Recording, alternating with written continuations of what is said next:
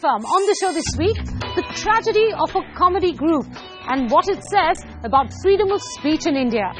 And the SpiceJet deal gets curiouser and curiouser. No disclosures on the scheme or the price.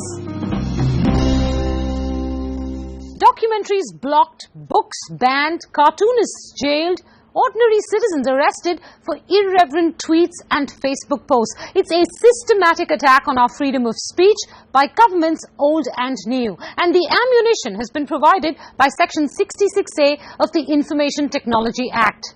The most recent victim, a Mumbai-based stand-up comedy group, All India Bakchod, was forced by a flurry of FIRs and PILs to withdraw the video of a roast. Paiswini Upadhyay finds out why India is silencing its people and whether the Supreme Court will come to the rescue. Some foul, horrific things are going to be said tonight. I'm not kidding. I truly am not. If you're easily offended or even really difficultly offended, you should leave right now. Seriously, it's going to get filthier. So, let the filth begin. And with that, filmmaker Karan Johar began to roast actors Ranveer Singh and Arjun Kapoor, commenting on their sexual lives and insulting them in jest. This AIB event took place in Mumbai on December 20th, and a month later, the group posted the video online with an explanation that roasting is a comic art form that originated in 1949 in New York. The video is filthy, rude and offensive. And many took serious offence. Among them, social activist Santosh Dandkar in Mumbai, another activist in Lucknow and a police inspector in Pune filed police complaints against members of the comedy group, the show hosts and audience members as well. Sharmila Ghuge, a law professor in Mumbai, found the content offensive as well and filed a public interest litigation in the Bombay High Court. The FIRs and the PIL allege criminal conspiracy, doing an obscene act in public and outraging the modesty of a woman under the Indian Penal Code. But the IPC does not cover content on the internet. The provision of law that enable these complaints is Section 66A of the Information Technology Act because they followed after the show was uploaded on YouTube. Section 66A prescribes 3 years of imprisonment for a person who sends information that is grossly offensive and messages that are likely to cause annoyance, inconvenience, danger, obstruction, insult, etc. via a computer or communication device. India's Section 66A is modelled on Section 127(1)A of UK's Communications Act 2003 that also seeks to penalise grossly offensive online communication. In 2006, the House of Lords read down the section when it said, whether a message was grossly offensive did not depend merely on the degree of offence taken by the complainant, but on whether it violates the basic standards of an open and just multiracial society. The phrase itself, grossly offensive, it appears in Section 66A of the Information Technology Act. Now, what's curious about the phrase by itself, it's contained with other phrases such as annoyance, and by themselves the phrases are not defined and there are no ingredients to the provision by itself. There is no internal aid towards statutory construction, and the judiciary has not had an occasion till now to define it. They're also not defined in the Indian Penal Code. Now, the Indian Penal Code could have been used illustratively, but the absence of definition is causing a serious concern. They don't even have to meet the standard of grossly offensive, whatever that might be. They just need to, it just needs to be shown that they have caused annoyance through an electronic communication, and that would be sufficient. In thin-skinned India, just about anything can be annoying. Political cartoonist and Jadavpur University professor Ambikesh Mahapatra was arrested for caricaturing West Bengal Chief Minister Mamata Banerjee.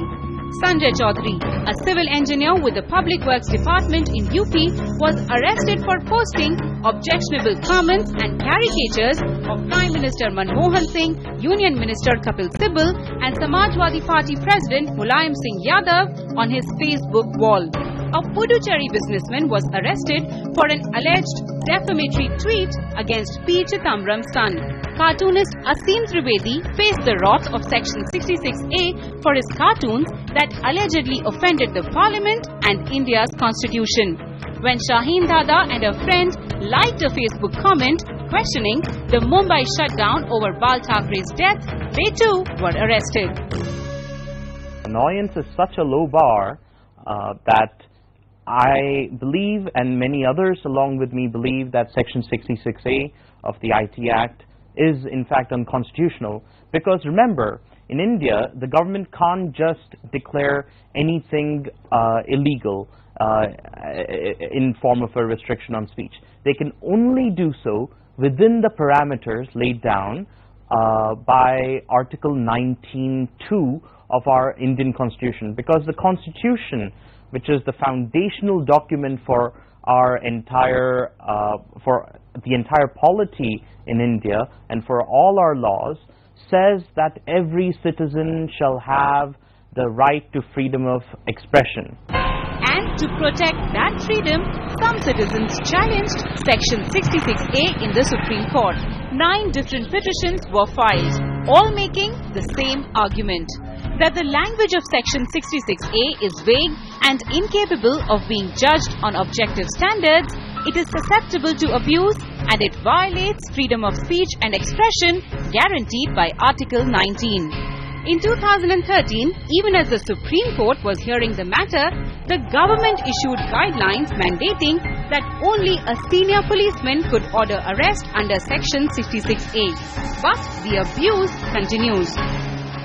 This was supposed to be a safeguard with respect to any kind of arbitrary arrests. However, certain instances have been brought to light by the media again, whereby it's been demonstrated that this level of safeguard has not been successful in terms of checking any arbitrary application of this provision.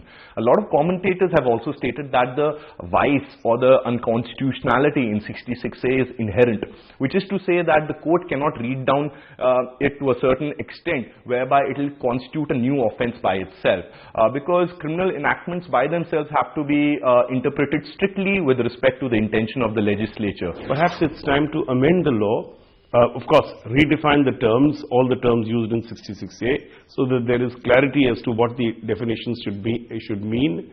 Secondly, we need to make it clear that the police can only investigate on a complaint made by the person impacted or their immediate family members, not by any third party. Coming back to the tragedy that befell the comedy group AIB, it is not only facing the wrath of Section 66A, but has also been accused of violating the obscenity sections under the Indian Penal Code.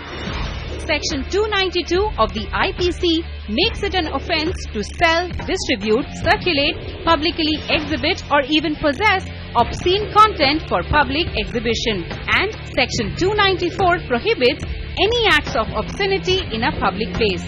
And that begs the question, if the provisions of the IPC already regulate obscene content, what was the need for Section 66A? You are completely correct. So the Indian Penal Code by itself applies to any kind of content which is shared on the internet. The Information Technology Act, which also has a distinct provision with respect to criminal offences, is an added layer on top of that. Now, if you look at the parliamentary history with regard to 66A, the only whisper with respect to its intent and purpose is found in the Standing Committee's report in the midst of their discussions, where some indication is given that originally it was intended to curb email spam. Now, this is fairly curious. If you look at it, that email spam will be causing annoyance or be grossly offensive to the degree that it requires a criminal penalty of 3 years imprisonment. Contrast that with how much spam we get on our phones by SMS messages or calls, and what is the penalty for that? The TRI prescribes that if a marketer does that on a repeated occasion, there will be a monetary fine and the connection will be terminated. In 1969, India's Supreme Court held that if the burden to ensure that adolescents don't come in contact with sex is placed on the authors, then they would never be able to write for adults. After 46 years, the Supreme Court has been called upon to answer that question again, only now the medium has changed.